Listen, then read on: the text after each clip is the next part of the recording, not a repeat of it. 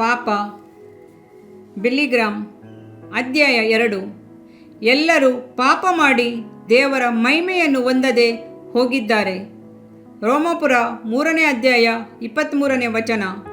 ದೇವರು ನೀತಿವಂತನಾಗಿಯೂ ಪ್ರೀತಿ ಸ್ವರೂಪಿಯಾಗಿಯೂ ಇರುವುದಾದರೆ ಈ ಪ್ರಪಂಚದಲ್ಲಿ ಕೆಡುಕುಗಳು, ಶ್ರಮ, ಸಂಕಟಗಳು, ದುಃಖಗಳು ಹೆಚ್ಚುತ್ತಿರುವುದು ಏಕೆ?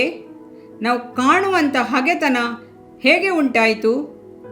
ಜನರು ಏಕೆ ತಮಗೆ ತಾವೇ ಸುಳ್ಳಾದ ವಿಗ್ರಹಗಳನ್ನು ಉಂಟು ಮಾಡಿಕೊಂಡಿದ್ದಾರೆ? ಯುದ್ಧಗಳು, ಹಣದಾಸೆ, ಸ್ವಾರ್ಥ ಇವುಗಳೇ ನಮ್ಮನ್ನು ಆಳುತ್ತಿರುವುದು ಏಕೆ? 10 ಆಜ್ಞೆಗಳನ್ನು ಕೊಟ್ಟು ಅದನ್ನು ಕೈಗೊಳ್ಳಬೇಕೆಂಬ ನಿಯಮವು ಮಾನವರಿಗೆ ಇರುವಲ್ಲಿ ದೇವ ಸ್ವರೂಪದಲ್ಲಿ ಸೃಷ್ಟಿಸಲ್ಪಟ್ಟಂಥ ಮಾನವ ಕುಲವು ಅಕ್ರಮದ ಆದಿಯನ್ನು ಹಿಡಿದಿರುವುದು ಹೇಗೆ? ನಮ್ಮನ್ನು ರಕ್ಷಿಸಲು ದೇವರು ತನ್ನ ಮಗನನ್ನು ಕಳುಹಿಸಬೇಕಾದ ಕಾರಣವೇನು? ದೇವರಿಂದ ಸೃಷ್ಟಿಸಲ್ಪಟ್ಟವರು ಆಶೆ, ಇಚ್ಛೆ, ಅಕ್ರಮ, ಅನ್ಯಾಯ ಇದೇ ಮೊದಲಾದ ಕೆಡುಕುಗಳಿಂದ ತುಂಬಿರುವುದು ಹೇಗೆ? ಒಂದು ದೇಶಕ್ಕೆ ವಿರೋಧವಾಗಿ ಮತ್ತೊಂದು ದೇಶ ಯುದ್ಧ ಮಾಡುವುದು ಏಕೆ? ಕುಟುಂಬಗಳಲ್ಲಿ ವಿರೋಧಗಳು, ಮುರಿದ ಕುಟುಂಬಗಳು, ವಿಭಾಗೀಯ ಕುಟುಂಬಗಳು ಏಕೆ? ದಿನಪತ್ರಿಕೆಗಳಲ್ಲೂ ಕೊಲೆ, ಕೊಳ್ಳೆ, ಹಗೆತನ ಇದೇ ಸುದ್ದಿಗಳಾಗಿವೆ. ಇವೆಲ್ಲವೂ ಏಕೆ ಎಂಬುದನ್ನು ತಿಳಿಯಲು ನಾವು ಹಿಂದಿನ ದಿನಗಳನ್ನು ಮೊಟ್ಟಮೊದಲು ಗಮನಿಸಬೇಕು. ಆದಿಕಾಂಡ 1ನೇ ಅಧ್ಯಾಯದಲ್ಲಿ ಹೇಳಿರುವ ಆದಾಮನ ಚರಿತ್ರೆಯನ್ನು ಓದುವುದು ಅವಶ್ಯವಾಗಿದೆ. ನಮಗೆ ಚೆನ್ನಾಗಿ ಗೊತ್ತಿರುವ ಸೃಷ್ಟಿಯ ಚರಿತ್ರೆಯನ್ನು ಕಟ್ಟುಕತೆ ಎಂದು ಕೆಲವರು ಹೇಳುತ್ತಾರೆ. ಪ್ರಪಂಚವು ಉಂಟಾಗಿರುವುದನ್ನು ಕುರಿತು ಮಕ್ಕಳು ಕೇಳುವ ಪ್ರಶ್ನೆಗೆ ಸುಲಭವಾಗಿ ಉತ್ತರ ಹೇಳುವ ಒಂದು ಮಾರ್ಗ ಎಂಬುದು ಅವರ ಹೇಳಿಕೆ. ಆದರೆ ಅವರ ಅನಿಸಿಕೆ ನಿಜವಲ್ಲ. ಆದಿಯಲ್ಲಿ ನಡೆದದನ್ನು ನಡೆದ ಹಾಗೆಯೇ ಸತ್ಯವೇದವು ಹೇಳುತ್ತದೆ. ಅದರೊಂದಿಗೆ ಮಾನವನು ಆದಿಯಿಂದಲೂ ಅಳಿವಿನೆಡೆಗೆ ಧಾವಿಸುತ್ತಿರುವುದರ ಕಾರಣವನ್ನು ಸಹ ಅದು ಹೇಳುತ್ತದೆ. ದೇವರು ಈ ಪ್ರಪಂಚವನ್ನು ಸೃಷ್ಟಿಸಿದನು.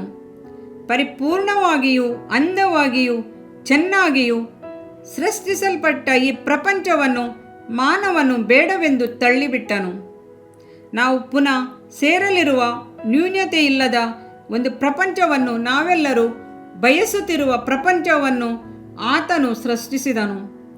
ದೇವರು ತಾನು ಸೃಷ್ಟಿಸಿದಂಥ ಶುದ್ಧವಾದ ಹಾಗೂ ನ್ಯೂನತೆ ಇಲ್ಲದ ಪ್ರಪಂಚದಲ್ಲಿ ಯಾವ ಕೊರತೆಯೂ ಇಲ್ಲದಂಥ ಒಬ್ಬ ಮನುಷ್ಯನನ್ನು ಇರಿಸಿದನು. ಆದಾಮನೆಂಬ ಮನುಷ್ಯನು ಕೊರತೆ, ನ್ಯೂನತೆ ಇಲ್ಲದ ಮನುಷ್ಯನಾಗಿಯೇ ಇದ್ದಿರಬೇಕು. ಏಕೆಂದರೆ ದೇವರು ಮಾಡುವಂಥ ಯಾವುದು ನ್ಯೂನತೆಯುಳ್ಳದಾಗಿರಲಾರದು. ಆ ಪರಿಪೂರ್ಣ ಮಾನವನಿಗೆ ದೈವಿಕ ಕೊಡುಗೆಗಳೆಲ್ಲಕ್ಕಿಂತಲೂ ಬಹು ಅಮೂಲ್ಯವುಳ್ಳದಾಗಿ ಕಂಡುಬರುವಂಥ ಸ್ವಾಧೀನತೆ ಎಂಬ ಕೊಡುಗೆಯನ್ನು ಅನುಗ್ರಹಿಸಿದನು. ಆದ್ದರಿಂದ ಆರಿಸಿಕೊಳ್ಳುವ ಸ್ವಾತಂತ್ರ್ಯವನ್ನು ಮಾನವನು ಹೊಂದಿದನು. ಮೊದಲನೇ ಮನುಷ್ಯನು ಒಂದು ಗುಹೆಯಲ್ಲಿದ್ದವನಲ್ಲ. ಸ್ವಚ್ಛವಾಗಿ ಮಾತನಾಡಲಾರದೆ ತೊದಲುವನಾಗಿ ಹಂದಿ ನಾಯಿಗಳಂತೆ ಗುರುಗುಟ್ಟುತ್ತಾ ಅಲೆದು ಕಾಡುವಾಸಿಯಾಗಿಯೂ ಕಾಡು ಮೃಗಗಳನ್ನು, ವನಗಳನ್ನು, ತೋಪು ಮುಂತಾದ ಸ್ಥಳಗಳನ್ನು ಹತೋಟಿಗೆ ತರಲು ಪ್ರಯತ್ನಿಸುತ್ತಿರುವವನಾಗಿಯೂ ಅವನಿರಲಿಲ್ಲ. ಶರೀರದಲ್ಲೂ ಮನಸ್ಸಿನಲ್ಲೂ ಸಾಕಷ್ಟು ಶಕ್ತಿಶಾಲಿಯಾಗಿ ಸ್ವಾಭಾವಿಕವಾದ ರೀತಿಪೂರ್ಣವಾದ ಮನುಷ್ಯನಾಗಿಯೇ ಆದಾಮನು ಸೃಷ್ಟಿಸಲ್ಪಟ್ಟನು. ಅವನು ದೇವರೊಂದಿಗೆ ಸಂಚರಿಸಿ ಆತನೊಂದಿಗೆ ಐಕ್ಯತೆಯಿಂದಿದ್ದನು. ಭೂಮಿಯಲ್ಲಿ ಅರಸನಾಗಿದ್ದು ದೇವ ಚಿತ್ತದಂತೆ ಆಳ್ವಿಕೆ ಮಾಡುವುದಕ್ಕೆಂದೇ ದೇವರು ಅವನನ್ನು ಉಂಟು ಮಾಡಿದನು. ಈ ಸ್ಥಿತಿಯೇ ಏದೆನೆಂಬ ತೋಟದಲ್ಲಿ ಆದಾಮನ ಸ್ಥಿತಿಯಾಗಿತ್ತು. ಅವನು ಪೂರ್ಣ ಮಾನವನು, ಮೊದಲ ಮನುಷ್ಯನು.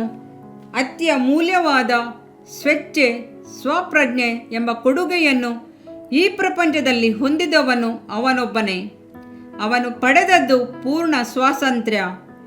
ಯಾವುದನ್ನಾದರೂ ಆರಿಸಿಕೊಳ್ಳುವ, ಬೇಡವೆನ್ನುವಂಥ ಹಾಗೂ ದೇವರ ಆಜ್ಞೆಗೆ ವಿಧೇಯನಾಗುವ, ಅದಕ್ಕೆ ವ್ಯತಿರಿಕ್ತವಾಗಿ ನಡೆದುಕೊಳ್ಳುವ, ಸಂತೋಷದಿಂದ ಇರಲು ಅದನ್ನು ಅನುಭವಿಸಲು ವ್ಯಥೆಯನ್ನಾಗಲಿ ಮನೋಕ್ಲೇಶವನ್ನಾಗಲಿ ಬರಮಾಡಿಕೊಳ್ಳಲು ಅವನಿಗೆ ಪೂರ್ಣ ಸ್ವಾತಂತ್ರ್ಯವಿತ್ತು.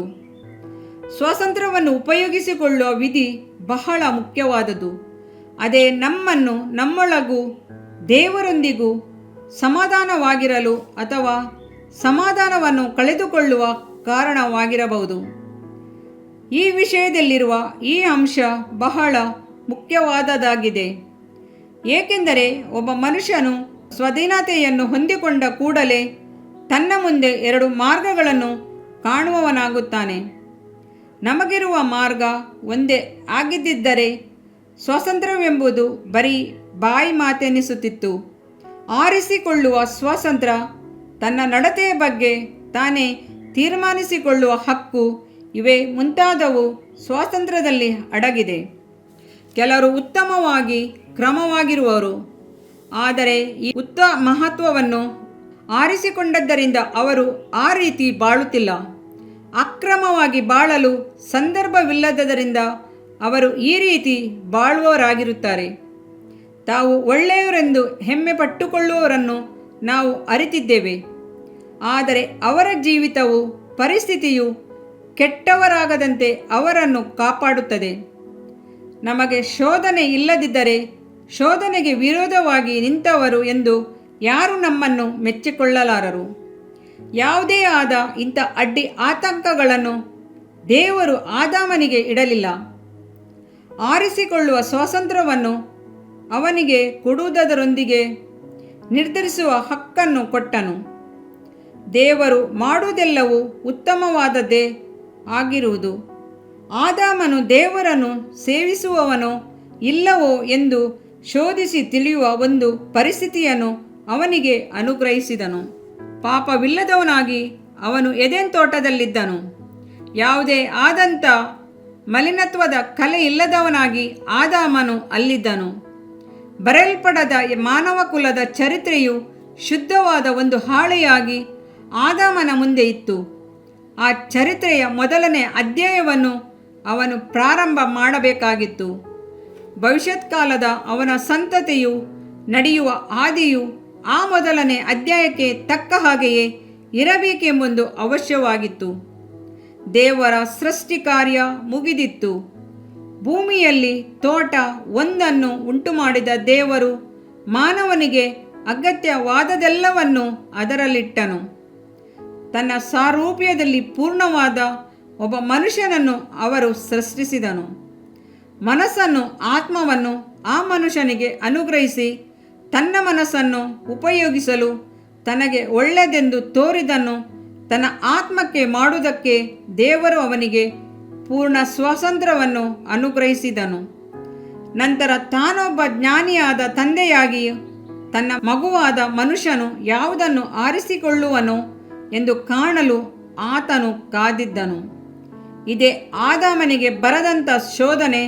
ಅವನು ಸ್ವಾಧೀನತೆಯುಳ್ಳ ತನ್ನ ಮನವನ್ನು ಉಪಯೋಗಿಸಿ ಸರಿಯಾದ ಮಾರ್ಗವನ್ನಾಗಲಿ ತಪ್ಪಾದ ಮಾರ್ಗವನ್ನಾಗಲಿ ಆರಿಸಿಕೊಳ್ಳಬೇಕಾಗಿತ್ತು. ತಾನು ಆರಿಸಿಕೊಳ್ಳಲು ಬೇರೆ ಮಾರ್ಗವಿಲ್ಲ ಎಂಬುದಲ್ಲ, ತಾನು ಬಯಸಿದ್ದನ್ನು ಆರಿಸಿಕೊಂಡನು. ಹೌದು, ಆದಾಮನು ತನ್ನ ಇಷ್ಟದಂತೆ ಆರಿಸಿಕೊಂಡನು, ಅದರ ಫಲವನ್ನು ಅನುಭವಿಸಿದನು. ಮಾನವ ಕುಲವು ಹಿಂಬಾಲಿಸಲಿರುವ ಮಾರ್ಗವನ್ನು ಸಹ ತೆರೆದಿಟ್ಟನು. ಹೀಗಿರಲಾಗಿ ಒಂದೇ ಅಪರಾಧದ ಮೂಲಕ ಎಲ್ಲ ಮನುಷ್ಯರಿಗೆ ಸಾಯಬೇಕೆಂಬ ನಿರ್ಣಯವು ಹೇಗೆ ಉಂಟಾಯಿತೋ, ರೋಮಾಪುರ 5ನೇ ಅಧ್ಯಾಯ 18ನೇ ವಚನ ಎಂದು ಸತ್ಯವೇದವು ಹೇಳುತ್ತದೆ.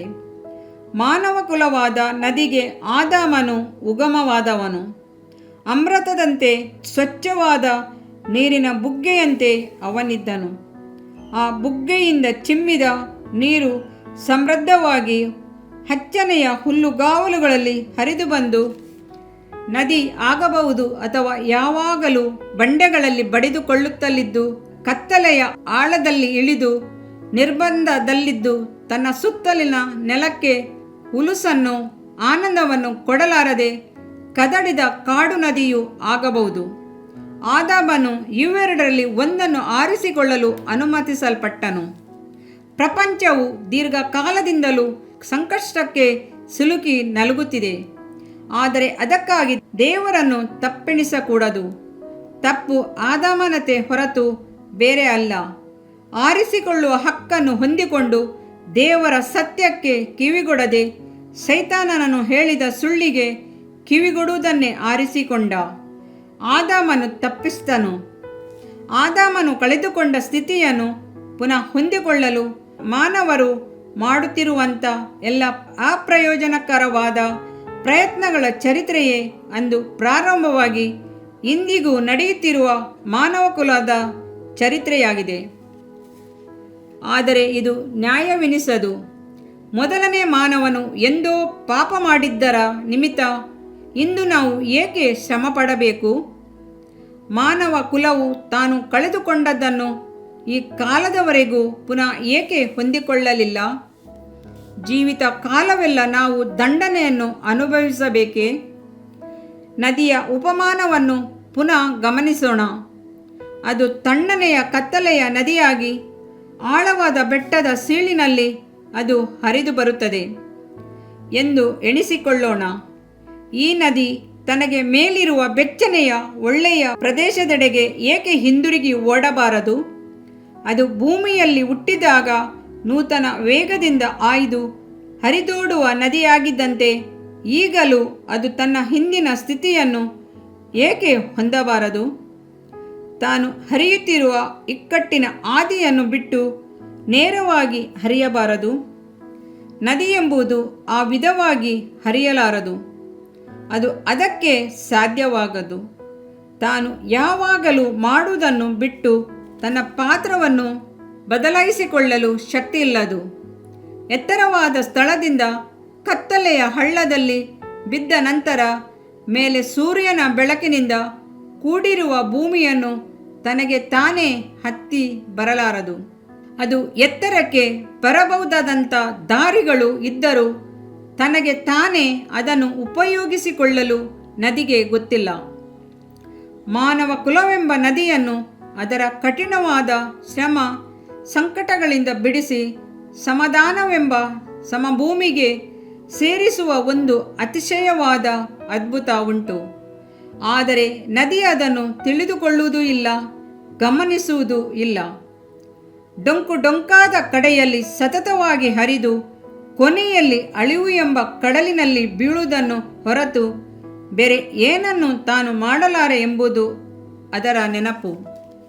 ಆದಾಮನ ಕಾಲ ಮೊದಲುಗೊಂಡು ಇದುವರೆಗೂ ಮಾನವನ ಇತಿಹಾಸವೆಲ್ಲ ಈ ನದಿಯ ಕಥೆಯೇ ಆಗಿದೆ. ಅಂದರೆ ಡೊಂಕಾಗಿ ಸುತ್ತಿಕೊಂಡು ಧಾವಿಸಿ ಭಯವನ್ನು ಉಂಟು ಮಾಡುವ ಆಳವಾದ ಕತ್ತಲೆಯೊಳಗೆ ಮುಳುಗುವುದೇ ಮಾನವನ ಇತಿಹಾಸವಾಗಿದೆ. ಸಹಾಯ ಬೇಕೆಂದು ನಾವು ಕೂಗುತ್ತೇವೆ, ಆದರೆ ಆದಾಮನಂತೆ ಸ್ವೇಚ್ಛಾಪರರಾಗಿ ತಪ್ಪಾದ ಮಾರ್ಗವನ್ನೇ ಆರಿಸಿಕೊಳ್ಳುತ್ತೇವೆ.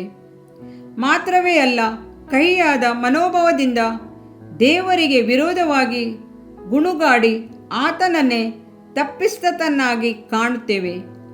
ಆತನ ಜ್ಞಾನ, ವಿವೇಕ, ಪ್ರೀತಿ, ಕರುಣೆ ಮುಂತಾದ ಸುಗುಣಗಳನ್ನು ತಪ್ಪಾಗಿ ಪರಿಗಣಿಸುತ್ತೇವೆ. ನಮ್ಮ ದೇಶಕ್ಕೆ ರಾಷ್ಟ್ರಪತಿಯವರೇ ನಾಯಕರಾಗಿರುವಂತೆ ಮಾನವ ಕುಲಕ್ಕೆ ಆದಾಮನು ನಾಯಕನಾಗಿದ್ದನು ಎಂಬುದನ್ನು ನಾವು ಮರೆತು ಬಿಡುತ್ತೇವೆ. ರಾಷ್ಟ್ರ ನಾಯಕರ ತೀರ್ಮಾನವೇ ನಾಡಿನ ಜನತೆಯ ತೀರ್ಮಾನವಾಗಿ ಎಣಿಸಲ್ಪಡುತ್ತದೆ. ಆದಾಮನು ಮಾನವ ಕುಲದ ನಾಯಕನು. ಅವನು ಶೋಧನೆಗೆ ಒಳಗಾಗಿ ಬಿದ್ದು ಹೋದಾಗ ಅವನೊಂದಿಗೆ ಅವನ ಸಂತತಿಯವರು ಪಾಪಕ್ಕೊಳಗಾದರು. ಆದಾಮನ ಪಾಪವು ಇನ್ನೂ ಹುಟ್ಟಿದೆ ಇರುವ ಅವನ ಸಂತತಿಯವರನ್ನು ಹಿಡಿಯುವುದು ಎಂದು ಸತ್ಯವೇದವು ವಿವರವಾಗಿ ಹೇಳುತ್ತದೆ. ಆದಿಕಾಂಡದ 3ನೇ ಅಧ್ಯಾಯದ 17ನೇ ವಾಕ್ಯದಿಂದ 19ನೇ ವಾಕ್ಯದವರೆಗೆ ನಾವು ಓದುತ್ತೇವೆ. ಆದಾಮನ ದುಡುಕುತನದಿಂದ ನಾವು ಅನುಭವಿಸಬೇಕಾದ ದುರಂತವನ್ನು ಈ ವಾಕ್ಯಗಳು ವಿವರಿಸುತ್ತದೆ. ನಿನ್ನ ನಿಮಿತ್ತ ಭೂಮಿಗೆ ಶಾಪ ಬಂತು. ನೀನು ನಿನ್ನ ಜೀವಮಾನವೆಲ್ಲ ದುಡಿದು ಭೂಮಿಯ ಹುಟ್ಟುವನ್ನು ತಿನ್ನಬೇಕು. ಆ ಭೂಮಿಯಲ್ಲಿ ಮುಳ್ಳುಗಿಡಗಳು, ಕಳೆಗಳು ಬಹಳವಾಗಿ ಹುಟ್ಟುವು. ಹೊಲದ ಬೆಳೆಯನ್ನು ಅನುಭವಿಸುವಿ. ನೀನು ತಿರುಗಿ ಮಣ್ಣಿಗೆ ಸೇರುವ ತನಕ ಬೆವರಿಡುತ್ತಾ ಬೇಕಾದ ಆಹಾರವನ್ನು ಸಂಪಾದಿಸಬೇಕು. ನೀನು ಮಣ್ಣಿನಿಂದ ತೆಗೆಯಲ್ಪಟ್ಟವನಲ್ಲವೋ? ನೀನು ಮಣ್ಣೆ, ಪುನಃ ಮಣ್ಣಿಗೆ ಸೇರತಕ್ಕವನಾಗಿದಿ ಎಂಬುದು ಆ ದುರಂತ. ಅವ್ವ ಎಂಬವಳಿಗೆ ದೇವರಾದ ಕರ್ತನು ಹೇಳಿದ್ದು, ನೀನು ಗರ್ಭಿಣಿಯಾಗಿರುವ ಕಾಲದಲ್ಲಿ ಬಹು ಸಂಕಟ ಪಡಬೇಕೆಂದು ನಾನು ನೇಮಿಸಿದ್ದೇನೆ. ಕಷ್ಟದಿಂದಲೇ ಮಕ್ಕಳನ್ನು ಹೆರುವಿ. ಗಂಡನ ಮೇಲೆ ನಿನಗೆ ಆಶೆ ಇರುವುದು, ಅವನು ನಿನಗೆ ಒಡೆಯನಾಗಿರುವನು ಎಂಬುದೇ. ಅಂದರೆ ಆದಾಮನು ಮಾಡಿದಂಥ ಮೊದಲನೇ ಪಾಪ ಕಾರ್ಯದ ನಿಮಿತ್ತ ಭೂಮಿಗೆ ಶಾಪ ಬಂತು. ಅಂದವಾದ ತಿನ್ನಲು ಯೋಗ್ಯವಾದ ಫಲಗಳನ್ನು ಮಾತ್ರವೇ ಬೆಳೆಸುತ್ತಿದ್ದ ಭೂಮಿ ಈಗ ಒಳ್ಳೆಯದರೊಂದಿಗೆ ಕೆಟ್ಟದನ್ನು ಬೆಳೆಸಿತು. ಆದಿ ಮನುಷ್ಯನಿಗೆ ಅವಶ್ಯವಾದ ಆಹಾರ ಆ ತೋಟದಲ್ಲಿ ಬೆಳೆಯಿತು. ಉಡುಪಾಗಲಿ ತಂಗಲು ಮನೆಯಾಗಲಿ ಅವನಿಗೆ ಅವಶ್ಯವಾಗಿರಲಿಲ್ಲ. ಆದರೆ ಈಗಲಾದರೂ ಅವನಿಗೂ ಅವನ ಸಂತತಿಗೂ ಅವಶ್ಯವಾದದನ್ನು ಸಂಪಾದಿಸಲು ಆದಾಮ ಅವ್ವಳು ತಮ್ಮ ಜೀವಿತ ಕಾಲವೆಲ್ಲ ಕಷ್ಟಪಟ್ಟು ದುಡಿಯಬೇಕಾಗಿತ್ತು. ಹೆಣ್ಣು ಆದಿಯಲ್ಲಿ ಇತರ ಎಲ್ಲ ಜೀವಿತಗಳಿಗಿಂತಲೂ ಚಿಂತೆ ಇಲ್ಲದವಳಾಗಿದ್ದಳು. ಆದರೆ ಈಗಲಾದರೂ ಅವಳ ಕುಮಾರಿಯರು ದುಃಖ, ಯಾತನೆ, ಇಕ್ಕಟ್ಟುಗಳಿಂದ ಕೂಡಿದವರಾಗಿ ಮಾತ್ರವಲ್ಲದೆ ಆತ್ಮಿಕ ಮರಣಕ್ಕೂ ಶರೀರದ ಮರಣಕ್ಕೂ ಗಂಡು ಹೆಣ್ಣು ಕಾರಣರಾಗಿದ್ದಾರೆ. ಆದಾಮನ ಮಾರ್ಗವಾಗಿ ಪಾಪವು ಮಾನವರಲ್ಲಿ ಪ್ರವೇಶಿಸಿತು. ಇದರ ನಿಮಿತ್ತ ಆದಿಯಿಂದಲೂ ಬಿಡುಗಡೆಗಾಗಿ ಮಾನವ ಕುಲವು ತಮ್ಮ ವ್ಯರ್ಥ ಪ್ರಯತ್ನವನ್ನು ಮಾಡುತ್ತಲೇ ಬಂದಿದೆ. ಒಳ್ಳೆದರ ಕೆಟ್ಟದರ ಅರುವನ್ನು ಹುಟ್ಟಿಸುವ ಮರದ ಫಲವನ್ನು ತಿಂದರೆ ಸಾಯುವಿ ಎಂದು ಕರ್ತನು ಆದಾಮನನ್ನು ಈಗಾಗಲೇ ಎಚ್ಚರಿಸಿದನು ಎಂದು ಸತ್ಯವೇದದಲ್ಲಿ ಹೇಳಿದೆ. ಕರ್ತನು ಆದಾಮನನ್ನು ಅವ್ವಳನ್ನು ಆಶೀರ್ವದಿಸಿ, ನೀವು ಬಹು ಸಂತಾನವುಳ್ಳವರಾಗಿ ಹೆಚ್ಚಿರಿ ಎಂದು ದೇವರು ಅವರಿಗೆ ಆಜ್ಞಾಪಿಸಿದನ್ನು ಸತ್ಯವೇದವು ಹೇಳುತ್ತದೆ. ಅವರು ದೇವರ ಸ್ವರೂಪದಲ್ಲಿ ಸೃಷ್ಟಿಸಲ್ಪಟ್ಟಾಗಿಯೂ ಅವರು ಪಾಪಕ್ಕೆ ಅಧೀನರಾದ ನಂತರ ತಮ್ಮ ಸಾರೂಪ್ಯದಲ್ಲಿ ತಮ್ಮಂತೆ ಮಕ್ಕಳನ್ನು ಹೆತ್ತರು. ಆದ್ದರಿಂದಲೇ ಕಾಯಿನನು ಎಬೆಲನು ಪಾಪದ ವ್ಯಾಧಿಗೆ ಒಳಗಾಗಿ ವ್ಯಾಧಿಸಲ್ಪಟ್ಟರು. ಅದನ್ನು ಅವರು ತಮ್ಮನ್ನು ಹೆತ್ತವರಿಂದಲೇ ಪಡೆದು ತಮ್ಮ ಸಂತತಿಯವರೆಲ್ಲರಿಗೂ ಅದನ್ನು ಕೊಡುವರಾದರು. ಆದಾಮನು ಕಳೆದುಕೊಂಡ ಸ್ಥಿತಿಯನ್ನು ಪುನಃ ಹೊಂದಿಕೊಳ್ಳಲು ನಾವು ಎಲ್ಲ ವಿಧವಾಗಿಯೂ ಪ್ರಯತ್ನಿಸುತ್ತೇವೆ. ನಮ್ಮ ಭ್ರಷ್ಟತನ, ಪಾಪಗಳ ಸ್ಥಿತಿಯನ್ನು ತೊರೆಯಲು ವಿದ್ಯೆ, ಸಿದ್ಧಾಂತ, ವಿವೇಕ, ಮತ, ಸಂಪ್ರದಾಯ, ನಡತೆ ಮುಂತಾದವೆಲ್ಲವುಗಳ ಮೂಲಕ ನಾವು ಎಡೆಬಿಡದೆ ಪ್ರಯತ್ನ ಮಾಡುತ್ತೇವೆ. ಉನ್ನತದಿಂದ ಮಾತ್ರವೇ ಹೊರಬಹುದಾದಂಥ ವಿವರವಾದ ತಿಳುವಳಿಕೆಯ ಮೂಲಕ ಮಾನವನು ಮಾಡಬೇಕೆಂದು ದೇವರು ಅಪೇಕ್ಷಿಸಿದವುಗಳನ್ನು ಪಾಪವು ಕುಂದಿಸಿರುವ ನಮ್ಮ ಮನೋಧರ್ಮದಂತೆ ನೆರವೇರಿಸಲು ಪ್ರಯತ್ನಿಸುತ್ತಿದ್ದೇವೆ. ನಮ್ಮ ಉದ್ದೇಶ ಒಳ್ಳೆಯದೇ. ನಮ್ಮ ಪ್ರಯತ್ನಗಳಲ್ಲಿ ಕೆಲವು ಮೆಚ್ಚಿಕೊಳ್ಳಬಹುದಾದರೂ ಅವೆಲ್ಲವುಗಳ ಮೂಲಕ ನಾವು ಹೊಂದಬೇಕಾದ ಗುರಿಯನ್ನು ಮುಟ್ಟಲಾರದೆ ಹೋಗುತ್ತೇವೆ. ನಮ್ಮ ಬುದ್ಧಿಶಕ್ತಿ, ನೂತನವಾದ ಅನುಸಂಧಾನ, ಹುಮ್ಮನಸ್ಸು, ಹೆಬ್ಬಯಕೆಯಿಂದ ಕೂಡಿದ ಯೋಜನೆಗಳೆಲ್ಲವೂ ನಮ್ಮನ್ನು ಮುಂದುವರಿಸಿದಂತೆ ಕಂಡುಬಂದರೂ ನಾವು ಪದೇ ಪದೇ ಹಿಂಜಾರಿ ಹೋದವರಾಗಿ ನಮ್ಮ ಹಿಂದಿನ ಸ್ಥಿತಿಗೆ ಬಂದು ಬಿಡುತ್ತೇವೆ. ಏಕೆಂದರೆ ಆದಾಮನು ಮಾಡಿದ ತಪ್ಪನ್ನೇ ನಾವು ಪದೇ ಪದೇ ಮಾಡುವರಾಗಿರುತ್ತೇವೆ. ಅವು ಯಾವುದೆಂದರೆ, ದೇವರ ಆಜ್ಞೆಗಳಿಗೆ ವಿಧೇಯರಾಗುವ ಬದಲಾಗಿ ನಮ್ಮ ಸ್ವಾರ್ಥ, ನಮ್ಮ ಯೋಗ್ಯತೆ ಇವುಗಳಿಂದ ಆಳ್ವಿಕೆ ಮಾಡುವುದನ್ನೇ ನಾವು ಪ್ರಯತ್ನಿಸುವರಾಗಿರುತ್ತೇವೆ. ಪ್ರಪಂಚವನ್ನು ಪಾಪವು ಹಿಡಿಯಲು ಅನುಮತಿಸಿದ್ದರಿಂದ ದೇವರು ಅನೀತಿಯು ಅನ್ಯಾಯವುಳ್ಳಾತನೆಂದು ತೀರ್ಮಾನಿಸುವುದಕ್ಕೆ ಮೊದಲು ಈ ವಿಷಯವನ್ನು ಚಿಂತನೆ ಮಾಡೋಣ. ನಾವು ಸಿಕ್ಕಿಕೊಂಡಿರುವ ಇಕ್ಕಟ್ಟಿನಿಂದ ಹೊರಬರುವ ಮಾರ್ಗವನ್ನು ತೋರಿಸಲು ದೇವರು ಅಪಾರವಾದ ಪ್ರೀತಿ, ಕರುಣೆಯಿಂದ ತನ್ನ ಮಗನನ್ನು ಈ ಲೋಕಕ್ಕೆ ಕಳಿಸಿದನು. ಆದಾಮನನ್ನು ಶೋಧಿಸಿದ ಶೋಧನೆಗಳನ್ನು ಅನುಭವಿಸಿ ಅವೆಲ್ಲವುಗಳ ಮೇಲೆ ಜಯ ಪಡೆಯುವುದಕ್ಕಾಗಿ ಕಳಿಸಿದನು. ಆದಾಮನನ್ನು ಶೋಧಿಸಿದಂತೆಯೇ ಯೇಸು ಸ್ವಾಮಿಯನ್ನು ಸೈತಾನನು ಶೋಧಿಸಿದನು. ಹೇಗೆಂದರೆ ತಾನು ಆ ದಿನಗಳಲ್ಲಿ ಅವುಗಳ ಮೂಲಕ ಆದಾಮನನ್ನು ಶೋಧಿಸಿದಂತೆಯೇ ಯೇಸು ಸ್ವಾಮಿ ದೇವರನ್ನು ತೊರೆದರೆ ತಾನು ಮಹಿಮೆ ಬಲವನ್ನು ಲೋಕವನ್ನೇ ಕೊಡುವುದರಾಗಿ ಸೈತಾನನು ಹೇಳಿದನು. ಆದರೆ ಯೇಸು ಸ್ವಾಮಿಯಾದರೂ ಸೈತಾನನ ಎಲ್ಲ ಶೋಧನೆಯನ್ನು ಎದುರಿಸಿ ನಿಂತನು. ಅದೇ ಆದಾಮನಿಗೂ ಯೇಸು ಸ್ವಾಮಿಗೂ ಇರುವ ವ್ಯತ್ಯಾಸವಾಗಿದೆ.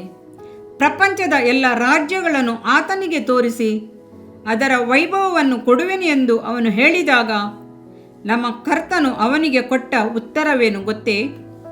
ಸೈತಾನನೇ, ನೀನು ತೊಲಗಿ ಹೋಗು, ನಿನ್ನ ದೇವರಾಗಿರುವ ಕರ್ತನಿಗೆ ಅಡ್ಡಬಿದ್ದು ಆತನೊಬ್ಬನೇ ಆರಾಧಿಸಬೇಕು ಎಂಬುದಾಗಿ ಬರೆದದೆ ಎಂದನು.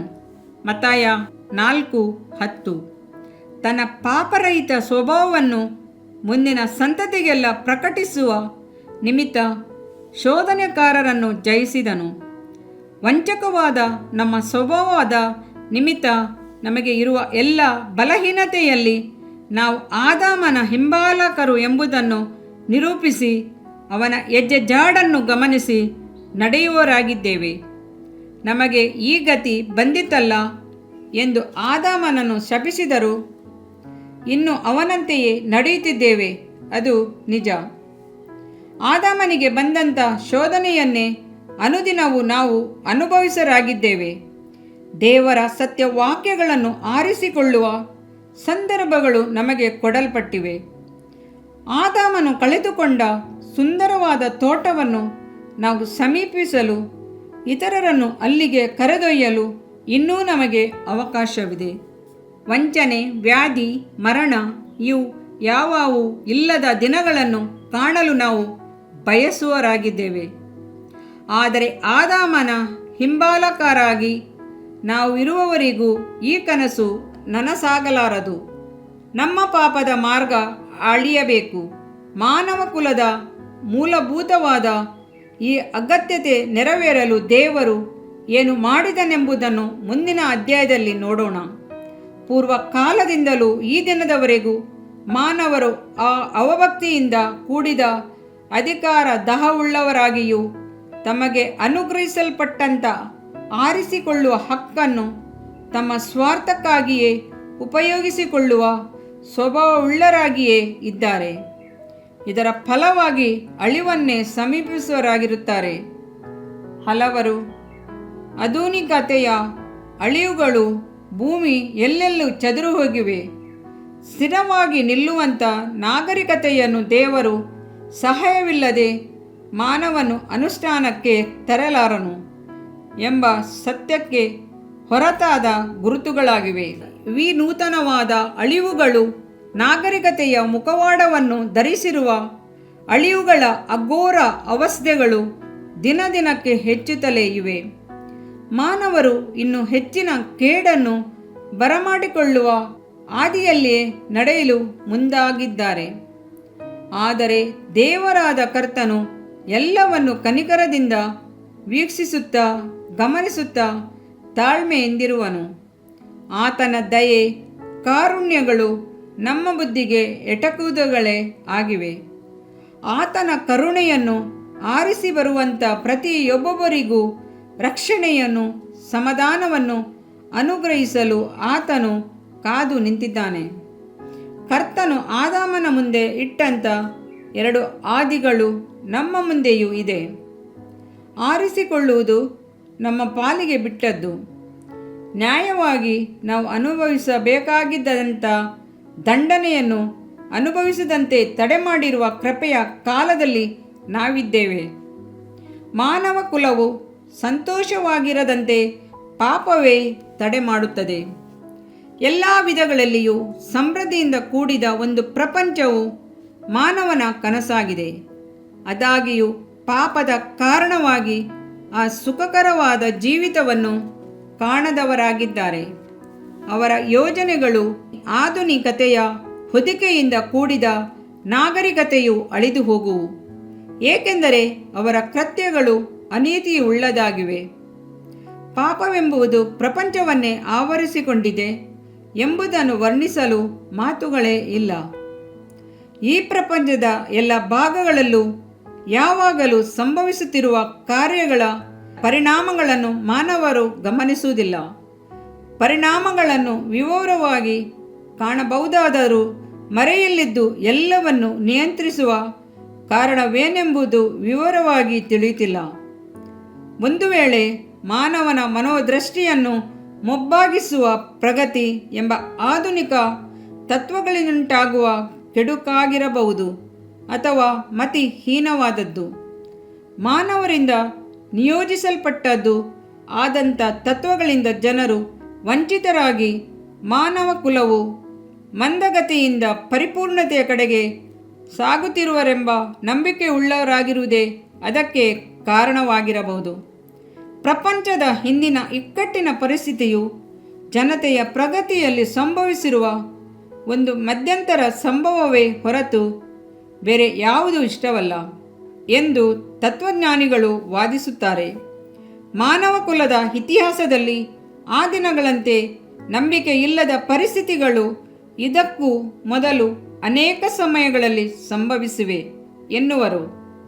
ಈ ದಿನಗಳಲ್ಲಿ ಬಾಳುತ್ತಿರುವ ನಮ್ಮ ದುಃಖಕರವಾದ ಪರಿಸ್ಥಿತಿಯು ಒಂದು ಒಳ್ಳೆಯ ಕಾಲವನ್ನು ಕಾಣಲು ಉಂಟಾಗಿರುವ ಪ್ರಸವ ವೇದನೆಯೇ ಹೊರತು ಬೇರೆ ಅಲ್ಲ ಎಂದು ಹೇಳಲು ತತ್ವಜ್ಞಾನಿಗಳು ಹಿಂಜರಿಯುವುದಿಲ್ಲ. ಜೀವನ ಪ್ರಪಂಚದಲ್ಲಿ ಬಾಲ ತರಗತಿಯಲ್ಲಿ ಹೆಜ್ಜೆ ಹಾಕುತ್ತಿರುವ ಮಕ್ಕಳಂತೆ ಈಗಿನ ಪ್ರಜೆಗಳು ಇದ್ದಾರೆ ಎಂದು ಇನ್ನು ಅನೇಕ ಶತಮಾನಗಳ ನಂತರವೇ ಜನತೆಯು ತಾವು ಸಂತೋಷವನ್ನು ಪರಿಪಕ್ವತೆಯನ್ನು ಹೊಂದುವರು ಎಂಬುದು ಅವರ ಅಭಿಪ್ರಾಯವಾಗಿದೆ.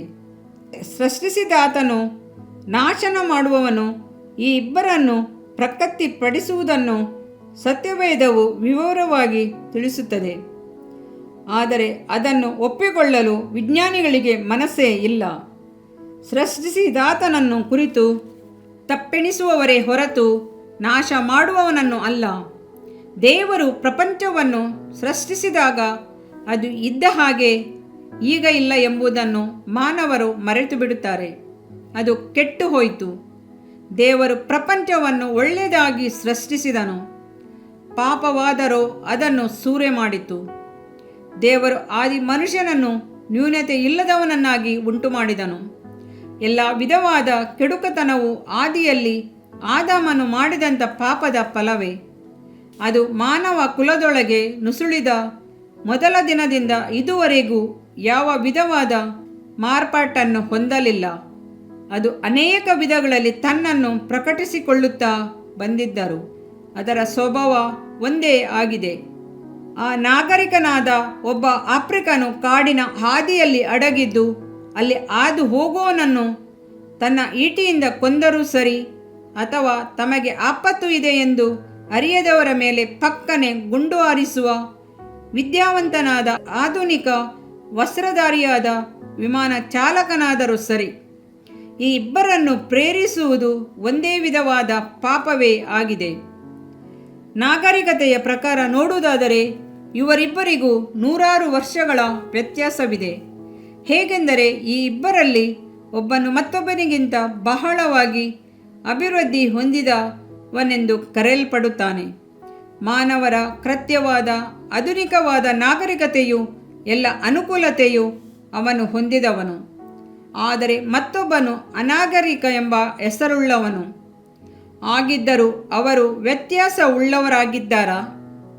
ಇತರರನ್ನು ಸಹಿಸದವರಾಗಿಯೇ ಕಂಡುಬಂದವರಲ್ಲವೇ? ಇತರರಿಗೆ ಏನು ಸಂಭವಿಸಿದರೂ ತನಗೇನು, ತನ್ನ ಉದ್ದೇಶ ನೆರವೇರಿದರೆ ಸಾಕು ಎಂಬ ಒರಟು ಸ್ವಭಾವ ಉಳ್ಳವರಾಗಿಯೇ ಇದ್ದರಲ್ಲವೇ? ಈಟಿಯಿಂದ ಕೊಲ್ಲುವುದಕ್ಕಿಂತಲೂ ಗುಂಡು ಹಾರಿಸಿ ಕೊಲ್ಲುವುದರಿಂದ ಅದು ಕಡಿಮೆಯ ಕೊಲೆಪಾತಕವೆನಿಸುವುದೇ? ಆ ನಾಗರಿಕರು ಎಂಬ ಈ ಇಬ್ಬರು ತಾವು ಇತರರನ್ನು ಪ್ರೀತಿಸುವುದಕ್ಕಿಂತಲೂ ಅವರನ್ನು ಕೊಂದುಬಿಟ್ಟರೆ ತಮ್ಮ ಕಷ್ಟಗಳಲ್ಲಿ ತಪ್ಪಿಸಿಕೊಳ್ಳಬಹುದೆಂದು ತಪ್ಪಾದ ಅಭಿಪ್ರಾಯವುಳ್ಳವರೇ ಆಗಿದ್ದಾರೆ. ಮಾನವ ಕುಲದ ಇತಿಹಾಸದಲ್ಲಿ ಕಂಡುಬರುವಂಥ ದುಃಖ, ಮನೋಕ್ಲೇಶ, ಕೈ ಮನೋಭಾವ, ಕೆಡುಕು, ಯಾತನೆ, ದುಃಖ ಉಂಟಾಗುವಂಥ ಸಂಭವಗಳು ನಾಚಿಕೆ ಮುಂತಾದವುಗಳೆಲ್ಲ ಪಾಪ ಎಂಬ ಚಿಕ್ಕ ಪದದಲ್ಲಿ ಅಡಗಿದೆ. ಇದು ಯಾರಿಗೂ ಮೆಚ್ಚುಗೆಯಾದ ಒಂದು ಪದವಲ್ಲ, ಆಧುನಿಕವಾದ ಒಂದು ಪದವೂ ಅಲ್ಲ. ಆದರೆ ಇದು ಭಯಂಕರವಾದ ಹಾಗೂ ನಿಜವಾಗಿರುವ ಒಂದು ಮಾತು. ಅವರ ತಂದೆ ತಾಯಿಗಳಂತೆ, ಮೂಲ ಪಿತೃಗಳಂತೆ ಅವರು ಸಹ ಪಾಪಿಗಳೇ ಎಂದು ಹೇಳಿದರೆ ಅದು ಅವರಿಗೆ ಹಿಡಿಸುವುದಿಲ್ಲ. ಆಗಿದ್ದಾಗಿಯೂ ಸತ್ಯವೇದವು ದೃಢವಾಗಿ ಹೆಚ್ಚು ಕಡಿಮೆ ಏನೂ ಇಲ್ಲ, ಎಲ್ಲರೂ ಪಾಪ ಮಾಡಿ ದೇವರ ಮಹಿಮೆಯನ್ನು ಹೊಂದದೆ ಹೋಗಿದ್ದಾರೆ. ರೋಮಾಪುರ 3ನೇ ಅಧ್ಯಾಯ 22-23 ಹೇಳುತ್ತದೆ. ದೇವರ ದೃಷ್ಟಿಯಲ್ಲಿ ಪ್ರಪಂಚದಲ್ಲಿರುವ ಪ್ರತಿಯೊಬ್ಬ ಮನುಷ್ಯನು ಪಾಪಿಯೇ ಆಗಿದ್ದಾನೆ. ಈ ಸತ್ಯವಾಕ್ಯಕ್ಕೆ ಯಾರೇ ಆಗಲಿ ಎದುರು ನುಡಿಯಲಾರೆವು. ಒಂದು ಸಭೆಯ ಹಿರಿಯರ ಕತೆ ನನ್ನ ಜ್ಞಾಪಕಕ್ಕೆ ಬರುತ್ತದೆ. ಅವರು ಒಂದು ದಿನ ತಮ್ಮ ಸಭೆಯ ಬೋಧಕರ ಬಳಿ ಪಾಪವನ್ನು ಕುರಿತು ಮಾತನಾಡಲು ಬಂದರು.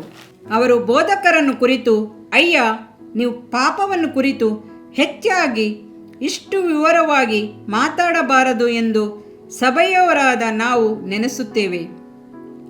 ನೀವು ಈ ಒಂದು ವಿಷಯವನ್ನು ಹೆಚ್ಚಾಗಿ ಮಾತಾಡುವುದನ್ನು ನಮ್ಮ ಯೌವನಸ್ಥರು ಕೇಳಿ ತಮ್ಮನ್ನು ಪಾಪಿಗಳೆಂದು ತೀರ್ಮಾನಿಸಿಕೊಳ್ಳುವರಲ್ಲವೇ ಎಂದು ನಾವು ನೆನೆಸುತ್ತೇವೆ. ಅದಕ್ಕೆ ಬದಲಾಗಿ ನೀವು ಪಾಪವನ್ನು ತಪ್ಪು ಅಥವಾ ಮೀರುವುದು ಎಂದು ನೀವು ಹೇಳಿದರೆ ಏನು? ಅಥವಾ ನಮ್ಮ ಯುವಕರು ನಿಧಾನವಿಲ್ಲದವರಾಗಿ ಬೇಗನೆ ತಪ್ಪಿಗೆ ಒಳಗಾಗುತ್ತಾರೆ ಎಂದು ಹೇಳಿರಿ. ಆದರೆ ದಯವಿಟ್ಟು ಇಷ್ಟು ಬಹಿರಂಗವಾಗಿ ಪಾಪವನ್ನು ಕುರಿತು ಮಾತಾಡಬೇಡಿರಿ ಎಂದರಂತೆ. ಇದನ್ನು ಕೇಳಿದ ಬೋಧಕರು ಎತ್ತರದಲ್ಲಿದ್ದ ಒಂದು ಅಲ್ಮಾರಿನಿಂದ ವಿಷದ ಸೀಸೆಯೊಂದನ್ನು ತೆಗೆದುಕೊಂಡು ಬಂದು ಆ ಹಿರಿಯರಿಗೆ ವಿಷ ಮುಟ್ಟಬೇಡ, ಎಚ್ಚರಿಕೆ ಎಂದು ವಿವರವಾಗಿ ದೊಡ್ಡ ಅಕ್ಷರಗಳಲ್ಲಿ ಕೆಂಪು ಶಾಯಿಯಲ್ಲಿ ಬರೆದಿರುವುದನ್ನು ಅವರಿಗೆ ತೋರಿಸಿ, ಈ ಚೀಟಿಯನ್ನು ಹರಿದುಬಿಟ್ಟು ಮಧುರ ರಸ ಎಂದು ಬರೆದು ಅಂಟಿಸಬಲ್ಲೆ? ಅದು ಸರಿ ಎನ್ನುವಿರಾ? ಎಲ್ಲರಿಗೂ ಇಷ್ಟವಾಗುವ ಹೆಸರನ್ನು ಈ ಸೀಸೆಯ ಮೇಲೆ ಬರೆದರೆ ಸೀಸೆಯಲ್ಲಿರುವ ವಿಷಯ ಆ ಘೋರತೆ ಕಡಿಮೆಯಾಗುವುದೇ ಎಂದು ಆ ಬೋಧಕರು ಕೇಳಿದಾಗ ಹಿರಿಯರು ಉತ್ತರವಿಲ್ಲದಾದರು. ಆದಾಮನನ್ನು ಕೆಡಿಸಿದ ಪಾಪ ಈಗಲೂ ನಮ್ಮನ್ನು ಕೆಡಿಸುತ್ತದೆ. ನಮ್ಮ ಮನಸ್ಸು ಮೆಚ್ಚುವಂಥ ಅಥವಾ ಹಿತಕರವೆನಿಸುವ ಹೆಸರನ್ನು ಕೊಟ್ಟು ಕರೆಯುವುದು ನಮಗೆ ಒಳ್ಳೆಯದಲ್ಲ. ಅದು ಇನ್ನೂ ಅಧಿಕವಾದ ಕಿಡುಕನ್ನು ಉಂಟುಮಾಡುವುದು.